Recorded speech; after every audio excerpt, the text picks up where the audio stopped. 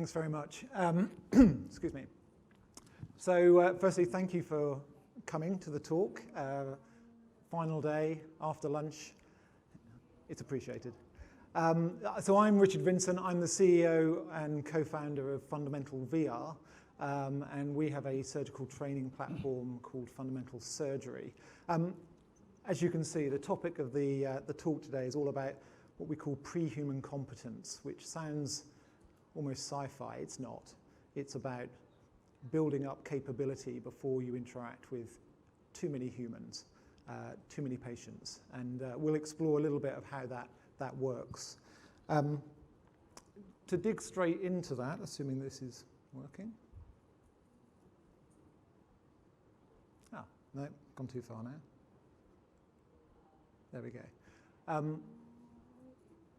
When you think about surgical procedures, think about medical care, you think about medical devices, whether they're simple and have been around for a long time or highly complex and new and innovative, there's always a learning curve. There's always a process that people go through that surgeons, doctors, nurses, techs go through to acquire the skills they need to safely and efficiently deploy that care to patients. And that learning curve can be extensive, and it's drawn out by different factors like access to those cases, to those patients. In the case of robotics, on average, the learning curve is probably somewhere in the region of 40 to 60 cases before you are truly proficient in a particular procedure on a robotic system. Now that's 50 to 60 people. So when we talk about pre-human competence, our platform is all about trying to remove those people from that learning curve by getting you into, or the users into, a virtual environment where they can learn the skills, the knowledge, the capability, the physical skills to allow them to lower that learning curve, to accelerate their skills acquisition, to get there to proficiency faster. Now, the way we do that is really using a number of different elements, something we call blended VR. And the three images you see on the screen here kind of embody it, and I'll break them down a little bit more in a second. It's virtual reality and it's haptic virtual reality, so that's the sense of touch, resistance, force feedback. It's a platform that's completely hardware agnostic, so that as different hardware comes in, whether it's the VR visors or systems such as the Quest or the Pico or the HTC, whatever those are, completely agnostic to that, equally to the haptic devices. It's a platform that can be fully integrated, so that's LMS integration, it's data integration so that you can pull knowledge from it, and it has collaboration at its heart, because all surgical and medical activity is a team sport, and therefore we need to ensure we can provide that. So I'm just going to unpack that very quickly for you a little bit to just explain how that works, and then hand over to Rafael, who'll talk a little bit more about how that works for skills acquisition. The first part, as I said, of our blended VR capability is in standalone devices, much as the same as the one you see here. These are great for scale. They're low-cost devices. They allow us to deploy at scale across the world. They're great for situational awareness, for procedural step-through. Again, those of you who are in this field will understand, you can have multiple steps in a procedure that you need to acquire the knowledge of how those come together. Brilliant for that. So they really help to build that knowledge and your confidence in understanding what's inside and required of that procedure. And you can see in this particular example here, that being done with this tibial nail activity. Where this tops out is, once you've learned the steps, you need to learn the skills, and you need to learn the capability of actually doing that rather than just going through the process. And that's where you need to bring in the sense of touch. You need to bring in the sense of resistance and force feedback. And that's where haptic VR comes in. So haptic VR still has scale. The example you see here is in the ophthalmology space. It still has great scale. It travels in a flight case, in a carry-on. It allows us to achieve precision skills transfer, because now we can give you the sense of touch that allows you to feel what it's like to do it right, to do it wrong, to iterate around that, to feel how the patient interacts and reacts to your interaction. It allows us to build up not just that knowledge, but now competency, the ability to go, okay, I understand this is the right way to do it, and we can measure that because of the telemetry that we have within the haptic system. We can measure that down to a sub-millimeter level. So I can tell you from the capability of this platform if you're correct to to half a millimeter, so that you're able to understand exactly what's happening, exactly the patient outcome that you're having there, as opposed to an observation. So it just increases that precision. And again, here, this example is within the ophthalmology space, and we're able to assess exactly what's happening when it comes to clearing that particular procedure that's going on within this example. The final part of really trying to build this idea of pre-human competence is not only situational awareness that comes from VR and understanding there, plus the haptic capability that gives us the skills transfer. It's also about collaboration. So within our platform, you find a rich collaborative environment. You can bring multiple people together into multiple environments to share, to learn, to work together, to understand usage, tools, patient presentation, all of it without physically traveling. Obviously, it's been particularly useful over the last couple of years, but on an ongoing basis, it fits in much better with a lot of the ways that our end users work. They don't want to travel for a day to have an hour in a cadaveric session when they can do this at the end of the day or the beginning of their day by simply popping on a headset, putting on some haptic gloves or some haptic devices, and fit it into their schedule and really come together in a collaborative way. So those three elements, VR, haptics, and collaboration, allow us to start to build this idea of pre-human competence. And what's unique about our particular system is the ability to go from very simple haptic interactions, so buzzers, cutaneous haptics, which you see on the left-hand side of this screen, all the way across to kinesthetic haptics. Again, completely hardware agnostic. So whether it's a haptic glove or haptics glove in the case of the right-hand side of this screen, or it's a force feedback module from a 3D systems piece of hardware, or whether it's a simple buzz on a controller. All of that is able to work within a one platform solution that allows us, with that VR situational awareness and collaboration, to build up some really interesting capabilities in acquiring those skills before you touch the patient. So with that, I'm going to hand over to Rafael to take it forward on the human side of this. Thank you, Richard. So thank you, and good afternoon to all of you. So I'm a surgeon. I'm a clinical person. That's my full-time job. So just on call last couple nights, and so daily I interact with patients. I'm also an educator, and I have residents, I have students, I have PAs. You're constantly trying to teach them the art and the science of surgery, right? And surgery is procedural. Surgery is the old adage of you see one, you do one, and you teach one. Still, today, in the 21st century, is the way we teach. And hopefully, and fortunately, technology is changing that. You're all experts here on XR, on VR. And VR in the last few years has really exploded to become what it could be, almost. We're almost there. But there are several platforms out there that are bringing procedural platforms to learn the steps of a surgery. Just like a paper atlas that we used to work on, now it's digital, now it's immersive. But that's half the road. That's it doesn't complete what we want to get close to reality. And to go close to reality, you need to integrate that immersion. You integrate the senses, the five senses, from sight to audition to taste to olfactory and touch. If I'm walking and I feel this table, I feel the table. You go to a museum, they tell you do not touch, because only touching the experience is complete. And that's why, being a surgeon geek, I am very happy to be collaborating with Fundamental, because they see beyond that incredible definition the refresh rate and all of that other companies do have. I think that haptics really makes an amazing next step to becoming real. And when it becomes real, then you can build up on these three factors. You know, it's about acquiring knowledge, having the experience, getting the skill to be able to then learn how to, perform a procedure. Teach and learn in a better manner, in the manner which is the manner that we should be learning and teaching in the 21st century.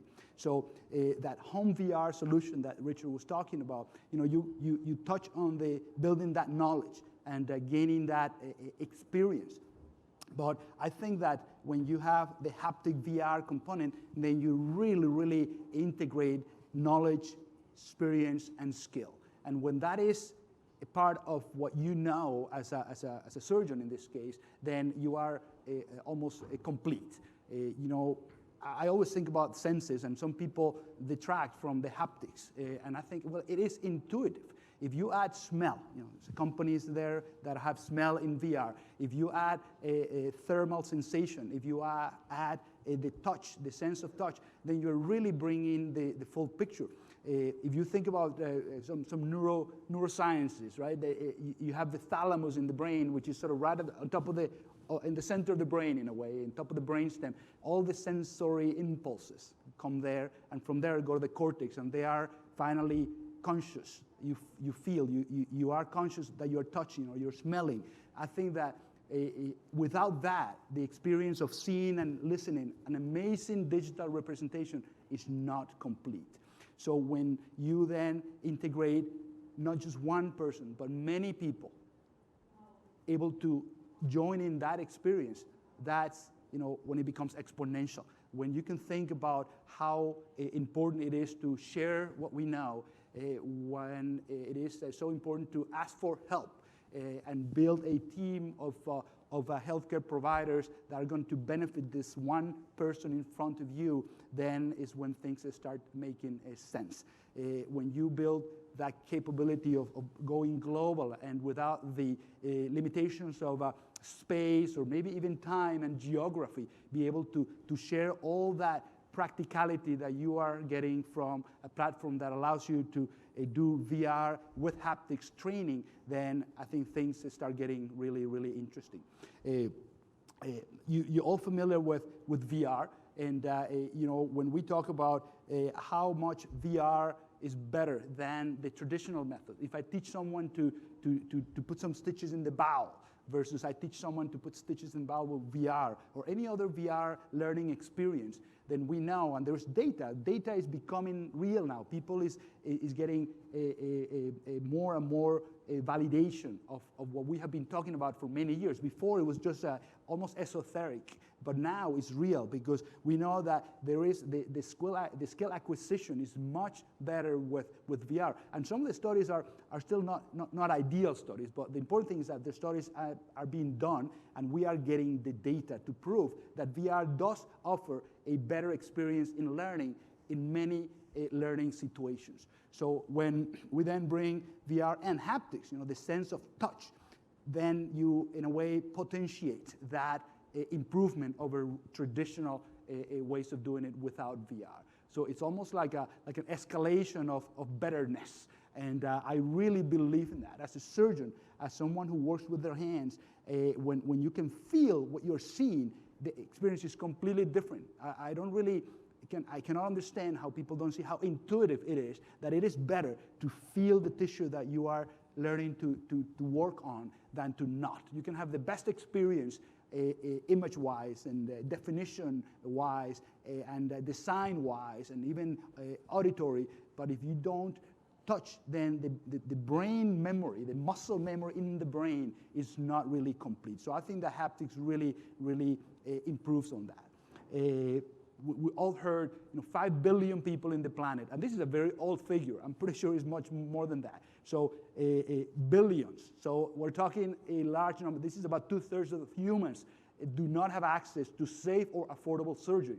When you want to perform surgery, you can because you don't know, you're not confident. When you can then bring a surgeon, an expert surgeon, to teach you in a spaceless environment, with haptics and virtual reality anywhere you are, then you're really, really making a difference. When we know that medical errors are one of the main causes of death in the United States, 1 of 6 people die from avoidable medical errors. There is an old statistic also that brings the number of 400,000. And it used to be 99,000 people in the US die from preventable medical errors in 1 year. In 1 year. And people debate this number. I don't really care if it's 99,000 or 400,000. If 1 people die from a preventable medical error, that is not acceptable. And we have the ways to maybe improve on that. And that airplane is because you could have 2 of these airplanes crash, and that's about 400,000 people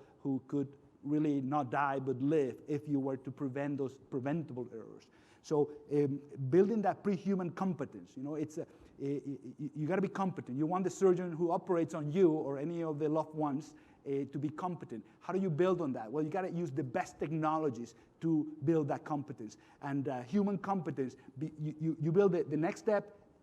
The next best step before you have human competence is pre-human competence, to then almost make a suprahuman, a better trained human by using this type of solutions. So it is, to me, very intuitive. And when you see how we can really, really improve on the way we teach, on the way we learn, by using the technology in a smart fashion, that is, I think, in a way priceless.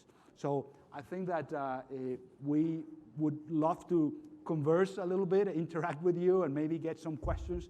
And thank you very much for allowing us to present some of this to you. Thank you. Thanks, Rafael. Yeah, you're welcome. Good. Any questions at all? That'll be a no.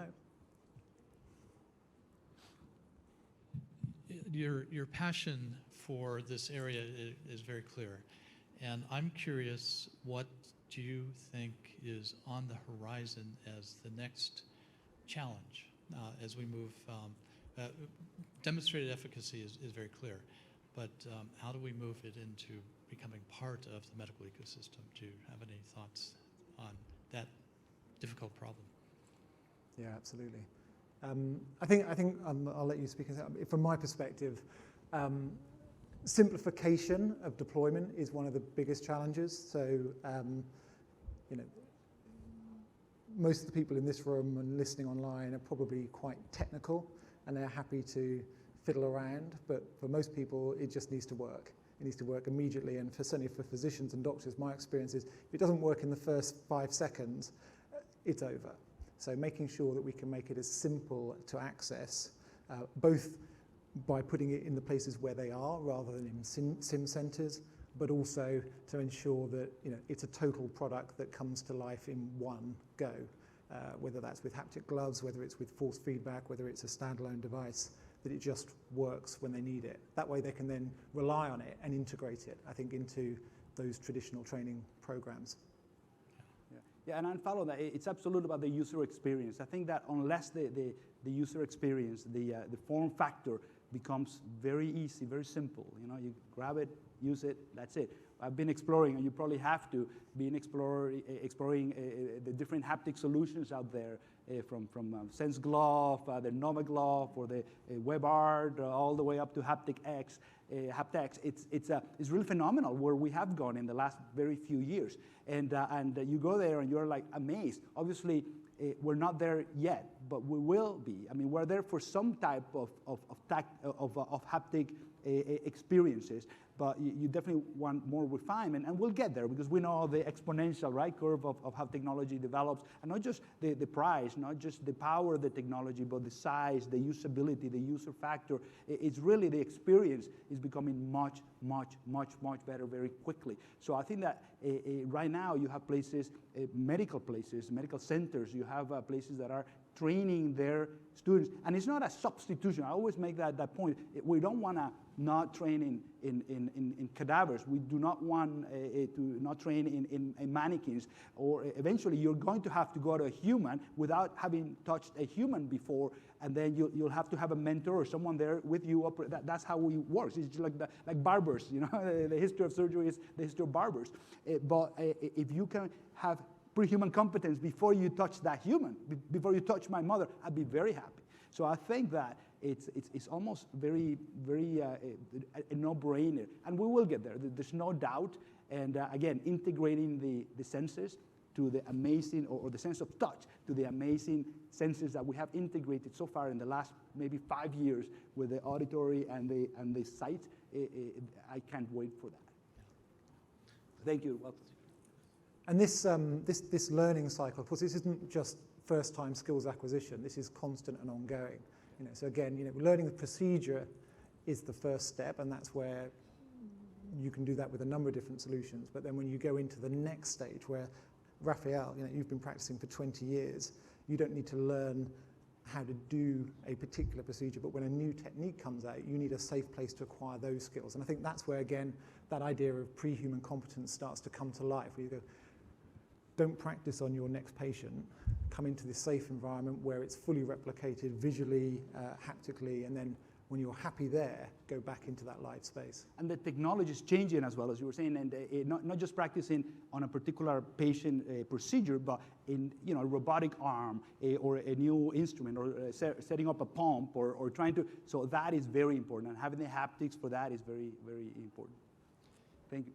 Is the technology currently available in any surgical residency programs? Is it being used at this time, or is it just being proposed? It's in use in some locations, yeah, absolutely. A lot of it's being adopted by industry at the moment because of cost rather than anything else, but it's starting to move into some residency programs in the UK and in the US. We have it in places like NYU Langone, where it's starting to be used in orthopedics. As an addition to the traditional methods. Absolutely. It's not a substitution, addition. It's an extra tool. Yeah. And do you anticipate any prospective studies comparing two cohorts of patients, or residents actually, those trained with and without, and then comparing their competency levels later?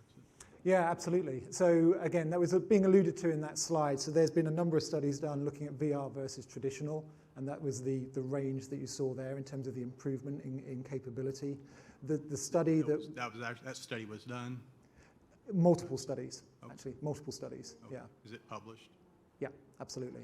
So if you Google around VR surgical training, you'll see 10, 15 different studies in that space. We've been doing studies looking at the difference between VR and haptic VR. So if VR is good and it achieves a step up, and there's multiple studies that do that, what extra do you get when you add that sense of touch in? And what we're seeing there is an accuracy skills acquisition of about 30 to 40% improvement. We've got studies that have happened in the UK and in NYU Langone that have been published that are connected to that. One more question, maybe? Thank you. Oh, you good? Yeah, so if there's any more questions, I'm sure that Rafael and Richard will be around for more questions, maybe in the back of the room or right outside. But let's go ahead and get a round of applause for them and the work they've been doing. Thank you. Thank you. Thank you very much. Thank you so much, gentlemen. Thank you.